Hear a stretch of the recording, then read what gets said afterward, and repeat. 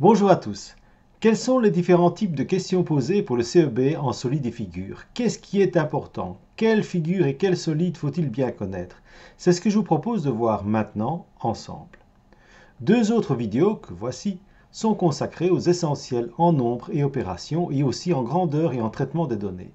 En particulier, en solide et en figure, il faut s'habituer au maniement des ustensiles classiques de géométrie, à savoir la latte, le compas, l'équerre et le rapporteur. Certaines équerres permettent de tracer des lignes, des parallèles, de mesurer des distances et des angles. C'est franchement plus simple. En voici une image. Ces instruments doivent être en bon état, j'y reviendrai dans une autre vidéo. Nous allons maintenant détailler différents types de questions par compétence pour mieux comprendre ce qui vous est demandé et ne négliger aucun entraînement. Voici donc la liste des domaines de compétences demandés dans ce champ des solides et figures. En premier lieu, repérer, puis reconnaître, comparer, construire, exprimer, et enfin, dégager des régularités, des propriétés et argumenter. Pour chaque domaine, il y a plusieurs compétences. Nous allons les détailler. Au total, il y en a 9. Et chaque année, toutes les compétences sont en principe testées. Il peut y avoir des exceptions, mais autant vous dire qu'il vaut mieux s'entraîner à toutes. Ce tableau permet de repérer les questions proposées les années précédentes. N'hésitez pas à vous rendre sur ce site où vous trouverez des corrigés sous format vidéo, des quiz, des conseils et les questions des dernières années. À partir de maintenant, vous pouvez mettre la vidéo sur pause quand vous le souhaitez pour prendre le temps de voir la question proposée d'une part et sa résolution d'autre part. Voici donc la première compétence, se situer et situer des objets dans un système de repérage. Et vous voyez en même temps un exemple de question. Et en voici la résolution. Il faut donc être capable à la fois de situer un objet demandé dans un système de repérage, comme celui-ci, ou savoir placer soi-même des objets, comme ici. Voici la deuxième compétence, représenter un déplacement sur un plan. La question comporte plusieurs sous-questions. Voici pour les questions A, B et C. Et voici pour les questions D et E. Je vais donc maintenant montrer les résolutions pour chaque série de questions. Voici la résolution pour A, B et C.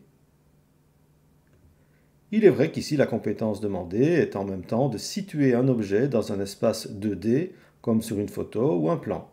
Ça rejoint la compétence précédente d'ailleurs. Par contre, ici, on demande précisément de représenter un déplacement. Mais à l'inverse, on pourrait demander d'expliquer un déplacement figurant justement sur un plan ou une photo. Compétence suivante, reconnaître, différencier et classer des figures sur base de propriétés, de côté, d'angle pour les figures. Voici une proposition de question, prenez le temps de bien regarder car, bien évidemment, cela concerne tous vos savoirs sur les figures quadrilatères. En voici la résolution. Ceci impose donc de bien connaître les différentes caractéristiques de tous ces quadrilatères, carrés, rectangles, parallélogrammes, losanges et trapèzes. J'y ai indiqué plusieurs annotations permettant de faire le classement demandé.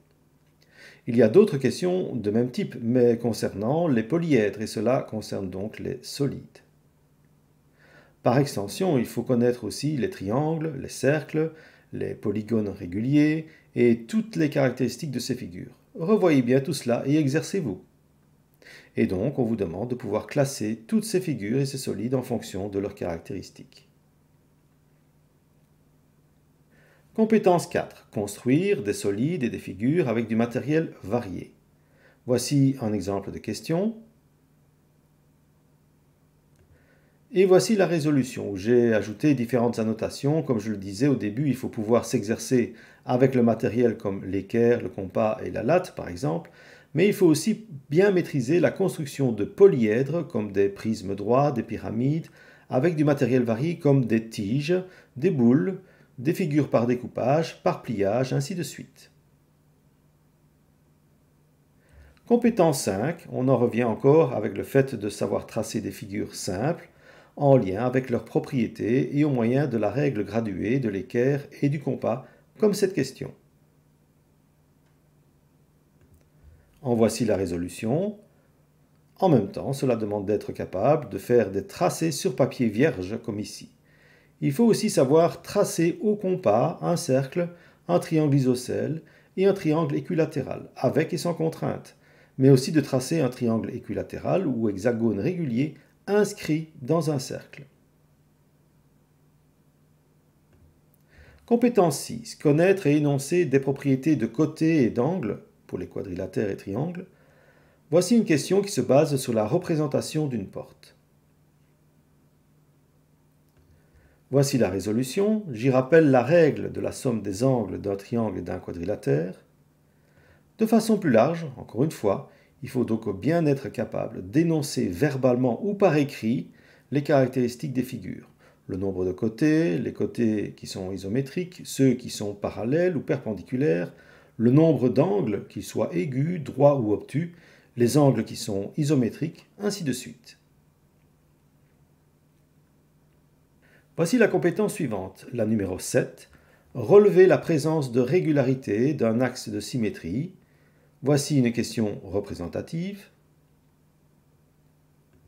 Et voici la résolution. Et dans la même catégorie de compétences, il faut aussi savoir tracer une hauteur d'un triangle, d'un parallélogramme, d'un trapèze, mais aussi tracer dans un quadrilatère les axes de symétrie, les médianes et les diagonales, et enfin reconnaître les quadrilatères pour lesquels les diagonales et ou les médianes sont des axes de symétrie. Compétence 8. Reconnaître et construire des agrandissements et des réductions. Voici un exemple de question. Puis voici sa résolution, avec toutes les annotations qui ont aidé pour faire cet agrandissement.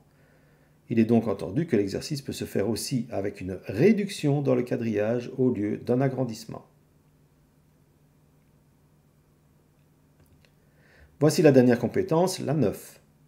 Comprendre et utiliser les termes propres à la géométrie pour décrire, comparer, tracer. On aurait pu prendre d'autres exemples de questions, puisqu'il est question ici de vocabulaire propre à la géométrie. Ici, isométrique, base, diamètre, etc. À ce sujet, je peux vous renvoyer à ce Quizlet qui permet de vous y exercer. Voici la résolution. Voilà, je pense que nous avons fait le tour de l'essentiel, mais encore une fois, pour ne rien laisser au hasard, autant s'entraîner aux questions de CEB des années précédentes, mais, au risque de me répéter, sans se dire ça je n'aime pas, ça je ne fais pas parce que c'est trop dur, ou ça je connais déjà, sans aller voir plus loin comment résoudre. Voilà, bonne chance pour votre CEB en solide et en figure.